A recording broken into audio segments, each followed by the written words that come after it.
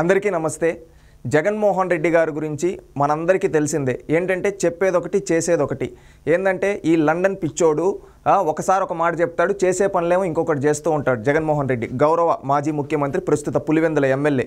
ఈయన ఏంటంటే గత కొన్ని రోజులుగా అతనికి అలవాటైన పాత రాజకీయం అంటే ఏంటంటే శవ రాజకీయం చేయడం, విషం జిమ్మడం, లేనిపోని ఫేకులు సృష్టించడం, ఇది జగన్మోహన్ రెడ్డి గారికి అలవాటు.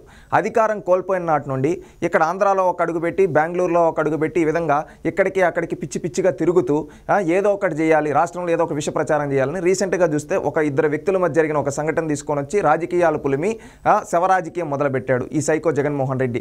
దీన్ని అడ్డుపెట్టుకొని మళ్ళీ విష ప్రచారం మొదలు పెడుతూ చేశాడు. ఈరోజు శాసనసభలో గవర్నర్ గారి ఉపన్యాసం ఉంటే ఆ గవర్నర్ గారి ఉపన్యాసానికి అడ్డు తగిలి కావాలనే అక్కడ ఏదో జరిగిపోతూ ఉంది అని చెప్పి చూపించాలని ఇతనికి అలవాటైన విష ప్రచారాన్ని మళ్ళీ మొదలుపెట్టాడు. ఈరోజు అసెంబ్లీకి వచ్చాడు.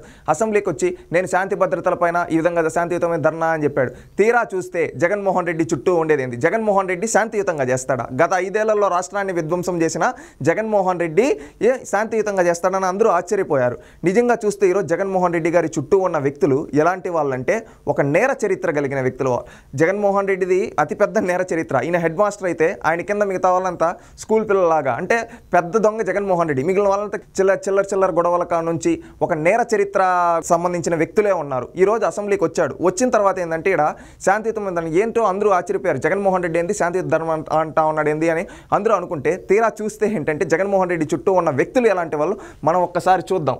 ఇక్కడ జగన్మోహన్ రెడ్డి ఉన్నాడు. ఈయన ఏంటో తెలుసా? వివేకానంద రెడ్డిని సొంత బాబాయ్, చిన్నప్పటి నుంచి ఎత్తుకొంపించిన బాబాయినే రాజకీయాల కోసం చంపేసిన నీచుడు ఎవరు? ఈ జగన్మోహన్ రెడ్డి. ఈయన శాంతియుతమైన ధర్నా అంట. ఈయన పక్కన ఇంకొక ఆయన తోటా త్రిమూర్తులు దళితుల్ని ఓచకోత కోశాడు. ఏ విధంగా అంటే దళితుల్ని శిరోమన్నం చేపేయడం కావచ్చు. ఈయన అధికార బలాన్ని ఉపయోగించి అనేక మంది దళితుల పైన ఒక దమనకాండ జరిపించాడు ఈ తోటా త్రిమూర్తులు అనే వ్యక్తి. ఇతను జగన్మోహన్ రెడ్డి గారి పక్కనే చూడండి. అంటే దళితుల్ని చంపించిన వ్యక్తుల్ని జగన్మోహన్ రెడ్డి పక్కన పెట్టుకొని ప్రజలకు రక్షణ లేదంటున్నాడు. 5 ఏళ్ళు ఈయన ముఖ్యమంత్రిగా ఉండేటప్పుడు ఇలాంటి వాళ్ళ చేత అంతా గూండాయిజం, రౌడీయిజం చేయించి ఈరోజు అధికారం కోల్పోయిన తర్వాత కూడా సిగ్గు రాకుండా మళ్ళీ ఇలాంటి వాళ్ళని పెట్టుకొని ప్రత్యర్థుల పైన అధికార పక్షం పైన విషం జిమ్ముతూ ఉన్నాడు ఈ విషనాగు జగన్మోహన్ రెడ్డి. ఇంకొకడు వెనకాల ఉన్నాడు. ఎవరో తెలుసా? అనంతబాబు. దళితుని చంపి డోర్ డెలివరీ చేశాడు. మనం ఎక్కడన్నా స్విగ్గీలో ఇలాంటి ఫుడ్ పెట్టుకుంటే డోర్ డెలివరీ చేస్తారు. అలాంటిది శవాల్ని డోర్ డెలివరీ చేసే వ్యక్తుల్ని తన చుట్టూ పెట్టుకున్నాడు. గతంలో చూసాం. ఆ వ్యక్తి వస్తే అతను ఊరేగింపుగా తీసుకొని వచ్చాడు ఈ జగన్మోహన్ రెడ్డి, పోలీస్ పర్మిషన్లు ఇచ్చి. మళ్ళీ అదేవిధంగా తన పక్కన కూర్చొని అతన్ని ప్రోత్సహించాడు. ఒక దళితుని చంపి డోర్ డెలివరీ చేసిన వ్యక్తిని జగన్మోహన్ రెడ్డి. ఈరోజు అతను పెట్టుకొని సేవ్ డెమోక్రసీ అంటా ఉన్నాడు. ఎవరు? ఈ జగన్మోహన్ రెడ్డి. ఇంకొకటి చూస్తే జగన్మోహన్ రెడ్డి గారు వెనకాల మీరు ఇక్కడ క్లారిటీగా చూస్తే దువ్వాడ శ్రీనివాస్. ఇతను శ్రీకాకుళంలో రౌడీ. అచ్చెన్నాయుడు గారిపై ఇంటిపైకి గతంలో రౌడీలను వేసుకొని పోయి ఒక దౌర్జన్యకాండ జరిపించాడు. ఎవరు? ఈ దువ్వాడ శ్రీనివాస్. అంటే ఒక రౌడీని పెట్టుకున్నాడు. ఈ పక్కన పెద్దిరెడ్డి రామచంద్రారెడ్డి గారు. చూసేదానికి వయసులో పెద్దరికం ఉంది, కానీ ఈయన చేసిన అరాచకాలు రాయలసీమ ప్రాంతంలో ముఖ్యంగా చిత్తూరు జిల్లాలో ఎన్నో. ఒక దళిత జడ్జి రామకృష్ణ గారిని బెదిరించడం కావచ్చు, అదేవిధంగా గంగాధర్ నెల్లూరు దగ్గర ఒక దళిత డాక్టర్ని అవమానించడం కావచ్చు, ఆమె పైన అనేక అక్రమ కేసులు పెట్టి వేధించడం కావచ్చు, అదేవిధంగా కల్తీ లిక్కర్లో ఒక దళిత యువకుడు ప్రశ్నించాడని అతన్ని చంపేయడం కావచ్చు. ఇతని నియోజకవర్గంలో అనేక మంది వేరే పార్టీ నేతలపైన అటెంప్ట్ టు మర్డర్ కేసులు పెట్టి ఊర్ల నుంచి వెళ్ళిపోయేటట్టు పెట్టి వేధించిన వ్యక్తి, ఒక నరహంతకుడు. ఎవరు? ఒక పెద్ద అరాచక శక్తి. సాక్షాత్తు ఆనాడు ప్రతిపక్ష నాయకుడు ఎన్ఎస్జీ కేటగిరీలో ఉన్న చంద్రబాబు నాయుడు గారు వెళ్తూ ఉంటే ఆయన పైన అంగంలో దాడి చేయించిన రౌడీ ఈ పెద్దిరెడ్డి రామచంద్రారెడ్డి. అలాంటి ఆయన్ని పక్కన పెట్టుకున్నాడు. ఇంకొక పక్క చూస్తే ఈమె పోతుల సునీత. ఈమె ఏంటంటే సీమలో అనేక మంది పేకలు కోయించింది. అంటే ఇలాంటి వ్యక్తులను పెట్టుకున్నాడు. మీరు చూస్తే జగన్మోహన్ రెడ్డి చుట్టూ హంతకులే, మొత్తం హంతకుల్ని పెట్టుకొని సేవ్ డెమోక్రసీ అంటూ ఉన్నాడు. ముందు ఈరోజు ప్రజాస్వామ్యం గెలిచిందయ్యా జగన్మోహన్ రెడ్డి. ఏంటో తెలుసా? నీలాంటి ఒక అరాచక శక్తిని ప్రజలు ప్రతిపక్షం కూడా లేకుండా కూర్చోబెట్టారు 11 సీట్లు.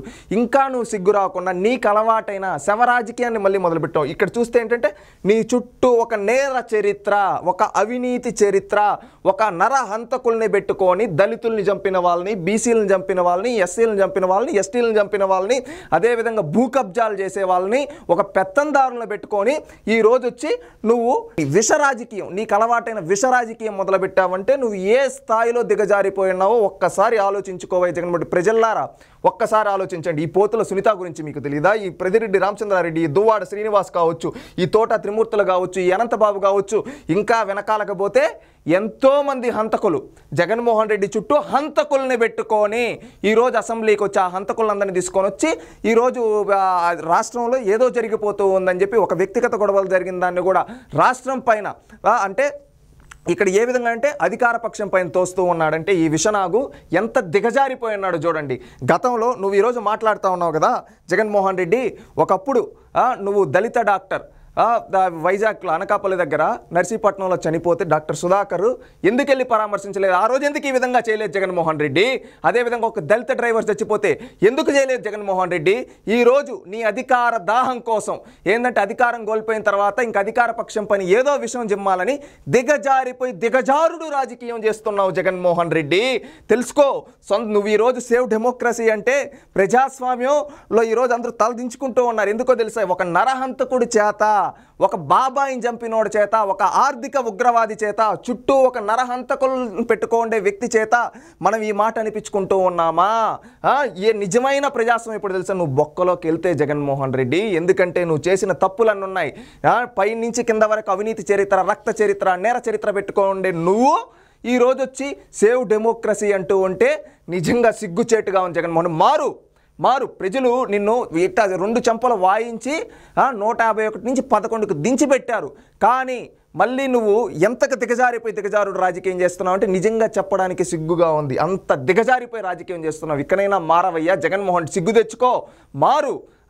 లేకపోతే నేను ఇట్లే ఉంటా, ఇట్లే చేస్తా అంటే నీ చుట్టూ ఉండే వాళ్ళందరూ అవినీతి పనులు. ప్రజలు ఇవన్నీ గమనిస్తున్నారు. ప్రజలారా గమనించండి. ఈ దువ్వాడ శ్రీనివాస్ శ్రీకాకుళంలో చేసిన రౌడీజం ఇంత అంతా, ఈ పెద్దిరెడ్డి రామచంద్రారెడ్డి పంచభూతాలను మింగేశాడు. మైండ్లు, వైన్, మళ్ళీ అదేవిధంగా ఏ 1 కాదు 2 కాదు ఈయనవి ఇప్పుడు తీస్తూ ఉంటే కొల్లలు వస్తూ ఉన్నాయి. అన్ని విధంగా చేశాడు. అదేవిధంగా ఈ పోతుల సునీత గారు కావచ్చు, ఈ తోట త్రిమూర్తులు కావచ్చు, అనంతబాబు కావచ్చు, ఎంతమంది చెప్పుకుంటూ పోతే ఈయన పార్టీ మొత్తం నేర చరిత్ర. మళ్ళీ చిత్తూరులో వచ్చి ఇంతకుముందు ఎమ్మెల్యే సీట్ ఇచ్చారు ఒక స్మగ్లర్కి. అంటే ఇలాంటి స్మగ్లర్లు ఇలాంటి పెట్టుకోండి వ్యక్తి చేత మనం చెప్పించుకోవాలి. ఎంత దిగజారిపోయి ఉన్నాడు చూడు. చుట్టూ ఇలాంటి వాళ్ళ పెట్టుకొని మళ్ళీ పైన మాటలు మాత్రం శ్రీరంగ నీతులు చెప్పేవన్నీ ఇంకొక ఆ మాట నా నోటితో అనలేను. అలాంటి పనులు చేస్తూ ఉన్నాడు ఈ జగన్మోహన్ రెడ్డి. నిజంగా సిగ్గుచేటు. ప్రజలారా ఇవన్నీ గమనించండి. ఇంకా మనం ఓడించినా కానీ బుద్ధి రాకుండా ఈ జగన్మోహన్ రెడ్డి అదేదో అంటారు కదా, అమాయకంగా మనసు పెట్టిన మొహం పెట్టుకున్నాడు చూడండి. బాబాయిని చంపిన నరహంతకుడు. ఇది వీళ్ళ చరిత్ర. ప్రజలారా ఒక్కసారి ఆలోచించండి. ఈ జగన్మోహన్ రెడ్డి ఎంత దిగజారుడు రాజకీయం చేస్తున్నారు.